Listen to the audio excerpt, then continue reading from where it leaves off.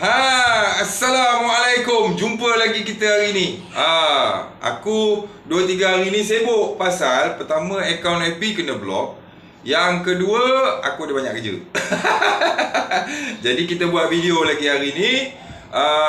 Untuk isu semasa nanti aku buat. Sekarang ni kita tengok permintaan banyak tentang penjelasan. Minta jelaskan dalam video. Untuk dia orang nak share-share ataupun dia orang sendiri nak faham ke apa ke, terpulang kita nak cerita satu benda yang merujuk kepada proses penahanan seseorang di bawah ordinan darurat. Macam mana proses dia tu berlaku, macam mana seseorang tu boleh menyebabkan dia ditahan di bawah ordinan darurat. Okey, dengar baik-baik, faham betul-betul. Jangan bagi orang bodohkan kita. Jangan bagi orang buatkan kita ni jadi penyokong yang hanya mengangguk-anggukkan kepala, tak boleh nak giling. Sebab apa? Kita tak tahu. So dia cerita, kita dengar, kita pun terima je lah. Kesian dekat generasi-generasi kita duk tengok kita punya bodoh. Okey, orang-orang yang kena tahan di bawah ordinan darurat ni, secara amnya adalah orang-orang yang melakukan jenayah tetapi dia sangat licik dan mampu merosakkan bukti ataupun dia mampu untuk melupuskan bukti-bukti. Dia tak meninggalkan kesan. Jadi orang-orang macam ni, kalau dia buat kesalahan, macam mana kita nak hukum dia? Kan? Jadi kita nak sabitkan dia, nak buat tuduhan kat mahkamah, bukti tak ada. Jadi ini masalah terhadap penjenayah-penjenayah yang melakukan jenayah tetapi dia melupuskan bukti. Jadi yang tinggal hanya saksi. Saksi ni tak boleh diguna untuk pendakwaan di mahkamah kalau hanya ada saksi. Sebab saksi ni kita boleh kata dia adalah satu benda yang diada-adakan, macam-macam lah kan. Jadi sebab tu orang-orang yang melakukan jenayah seperti ini licik, mampu untuk melupuskan bukti. Malahan kalau ada saksi pun dia pergi tembak bagi mati ke, dia bunuh saksi-saksi tu. Jadi orang-orang macam ni, selalunya pihak polis dia akan hantar dia punya SB untuk follow orang ni. Faham? Penahanan seseorang di bawah ordinan darurat, dia bukan macam kita pergi masuk Tesco shopping senang-senang macam tu, tak ada. Proses dia tu berjalan agak lama, jangka masa panjang sebab nak confirm kan betul ke ni. Sebab kalau betul, kita nak EO kan dia. Jadi itu yang Tan Sri Musa Hassan kata, tidak ada kes-kes pihak polis sewenang-wenangnya menggunakan EO terhadap orang. Faham? Sebab apa tak boleh nak sewenang-wenangnya? Sebab EO ni dia banyak proses dia. Pertama, dia mesti ada laporan daripada Special Branch. Dia mesti ada laporan daripada SB. Yang mana SB ni dah ikut seseorang ni berbulan-bulan. Dan SB tu pula dipecahkan pula kepada beberapa grup yang mana mereka saling sesama dia orang saling tak kenal pun, tak tahu pun. Ni mungkin SB daripada Melaka, SB daripada Johor, SB daripada Kedah, kita tak tahu. Jadi projek dia satu, iaitu projek dia mengintip dan mengumpulkan maklumat sebanyak mungkin berkenaan pergerakan seekor memerang. Contoh, jadi SB-SB ni dia pergi, dia ikut, dia buat laporan. Contoh, 3 bulan follow, ikut. Faham? Jadi laporan dia orang ni akan dibawa ke mesyuarat Ketua Polis Negeri untuk dibentangkan secara berasingan tau. Contoh aku bagi tahu kau, polis buat operasi tangkap penagih-penagih dadah ni sampai 1 lori. 30 orang lah tangkap. 40 orang, 30 orang tangkap penagih dadah ni. Bila polis siasat satu persatu penagih dadah ni, beli kat mana? Dia cakap beli kat Memerang. Dalam 30 ni, 28 semua cakap beli kat Memerang. Jadi polis akan letakkan Memerang ni untuk kita pergi intip dia. Faham? Jadi bila pergi intip, intip-intip ataupun tiba-tiba pergi tangkap. Setiap kali tangkap memerang ni kalau kan, dadah besar kuku ni pun tak jumpa. Tapi penarik dadah berlori-lori tangkap semua cakap nama dia. Jadi macam mana orang macam ni kita nak dakwa dia? Dia ni kalau diikutkan logik ni, penarik-penarik dadah ni semua cakap nama dia. Panggil seorang-seorang masuk bilik, tanya beli kat siapa, tak ada pakatan pun. Jadi ini punca memerang tu nanti dia kena EO. Faham? Dia akan ditangkap, ditahan di bawah poka lah, LLPK ke apa ke semua. Semua ni adalah merujuk kepada kalau dulu kalau ISA lah. Tahu, buang daerah. Ni semualah kes-kes yang tidak dibicarakan. Sebab apa tak bicara? Sebab mana ada bukti. Bila tangkap dia semedang, tak ada barang dekat dia, tak ada dadah kat dia. Tapi penarik dadah berlori-lori duk tangkap berbas-bas, semua petik nama dia, beli kat dia. Faham tak ni? Jadi sama jugalah kes di bawah ordinan darurat ni kalau kena tahan. Setelah ada laporan-laporan SB ni semua, lepas tu ada lagi cawangan khas mana-mana ni semua ni, dikumpulkan maklumat-maklumat ni semua, mesyuarat. Sampailah dapat satu kata putus daripada Ketua Polis Negeri pergi ke Ketua Polis Negara. Di present pula lagi benda tu dekat Ketua Polis Negara. Faham tak? Jadi bila dia bawa ke dalam mesyuarat, maklumat-maklumat yang risikan polis ni semuanya dilihat match. Faham tak? Dia tak ada pencanggahan. Maklumat daripada SB tempat ni bagi tahu ini, tempat ni punya SB bagi tahu pun benda yang sama, lebih kurang sama je. Jadi penyelaian ni dia licik kan? Dia pergi aturkan rompakan dengan penjenayah, dia pakat dengan penjenayah buat rompakan, tapi dia tak pergi. Faham? Lepas tu bila dia nak tunjuk sikit, nak dapat sikit kepentingan dalam kerja dia, dia tembak mati. Contohnya, tembak mati semua orang, dapat pingat, dapat piala, padahal rompakan tu dia lah mastermind. Faham tak ni? Jadi dia ni bila polis nak tangkap perompak-perompak ni, semuanya mati. Jadi macam mana nak siasat ni? Kan? Rompakan ni semua mati. Nak tangkap mati. Nak tangkap itu tak ada, mati. Semua mati. Faham? Jadi macam mana polis nak cas dia? Tak boleh cas. Sebab itulah dia dikenakan tahanan tanpa bicara. Faham tak? Sebab laporan-laporan SB ni mesyuarat baru keluar ni semua.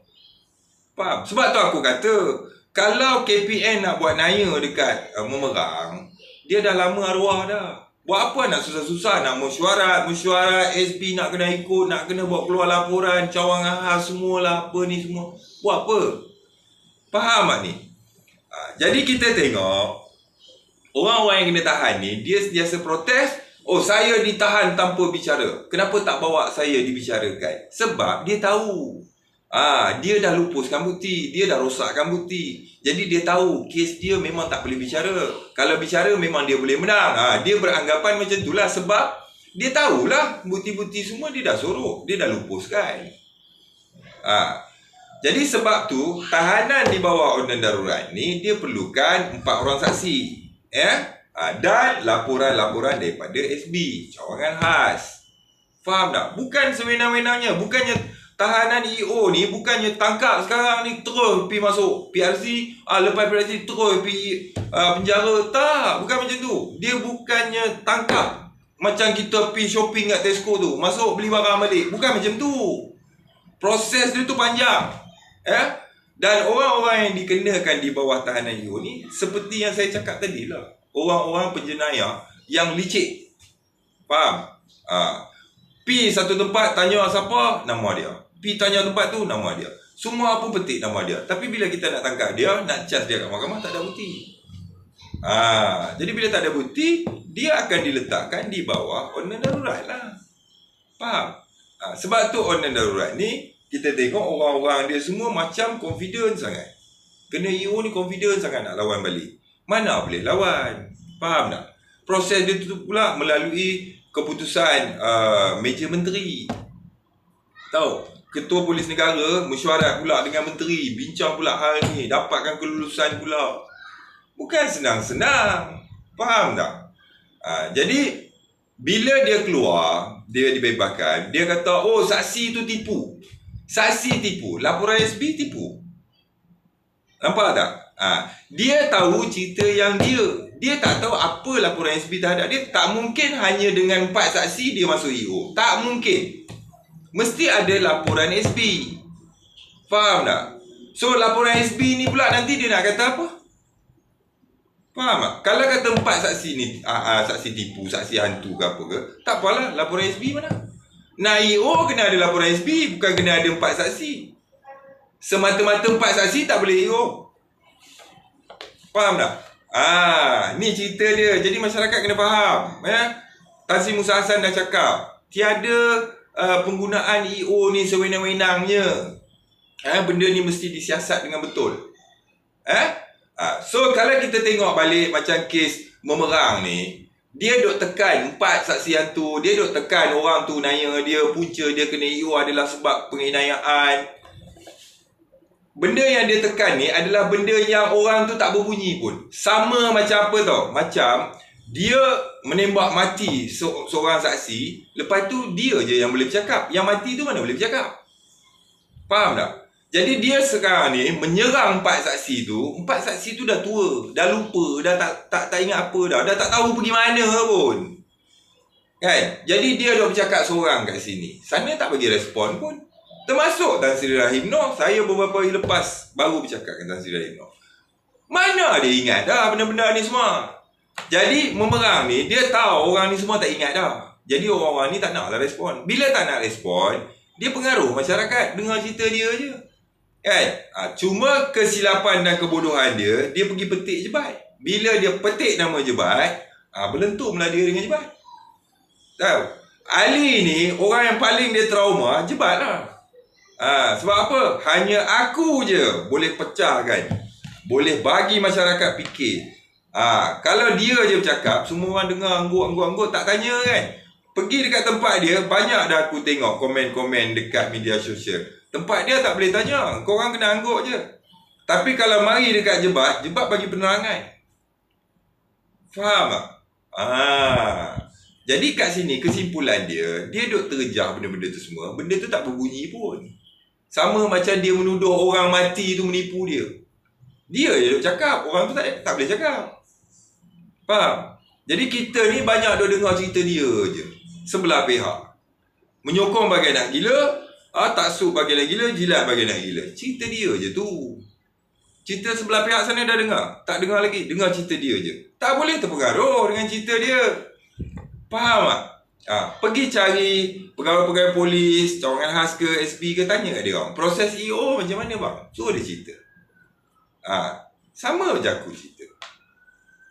Faham? So dia menyanyi-nyanyi ni semua, tapi dalam masa yang sama dia tak buat tuntutan, dia tak buat saman. Tahu pasal apa? Pasal dia nak jual buku cerita dia tu. Faham? Dia nak menceritakan kisah dia. Sebab tu Bukit Aman kata, dia ni bang, dia ni nak cerita kat orang je kisah dia. Tapi dia nak bagi hit kisah dia, dia perangat lah. Dia kata lah dia kena naya, menarik simpati orang. Faham tak? Tapi kalau dia kena naya, kenapa dia tak saman? Yang ni orang tak perasan. Faham tak? Kenapa dia tak buat tuntutan? Yang ni orang tak perasan. Bila orang tanya, kenapa tak buat tuntutan? Oh, saya dah submit kat Mahkamah Rayuan Khas. Dah 2 tahun dah kot cerita ni. Faham? Kenapa baru sekarang orang tanya baru nak Mahkamah Rayuan Khas? Dah nak keluar buku kedua dah. Dengar kata lah. Kan? Jadi kat sini tak logiknya. Faham tak? Disebabkan dia ni trauma, takut sangat dengan Jebat, tu pasal dia tiba-tiba petik nama aku dekat konti tu. Kan? Cuba fikir, kenapa yang dia nak petik nama Jebat?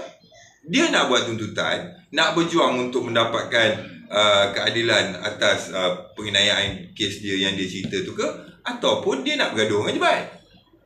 Nampak tak? Jadi sekarang ni kita tengok dia makin panik, makin gelabah. Siapa yang masuk tempat dia komen, tak menyokong dia je, mulalah dia panggil anjing lah. Dia kata tu akaun fake Jebat lah. Aku ada 7 akaun Facebook. Buat apa aku nak buat fake? Akaun yang ada ni pun dah pakai 4 orang admin lah.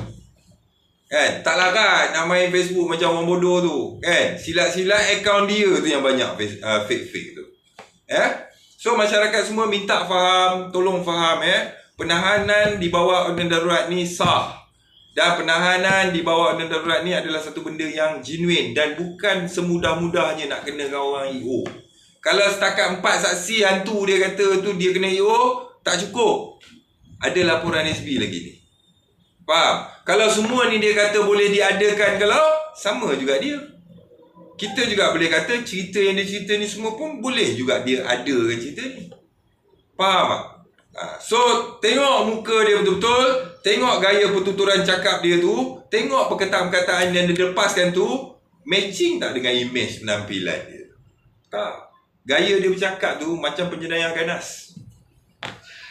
Faham? Sebab tu aku menentang memerang ni daripada mula aku terperasan kata kes dia ni adalah kes tipu, aku mula menentang dia. Sebab tu dia takut dengan aku. Faham? Kita cerita pasal kes dia cukup lah. Dia koyak dah.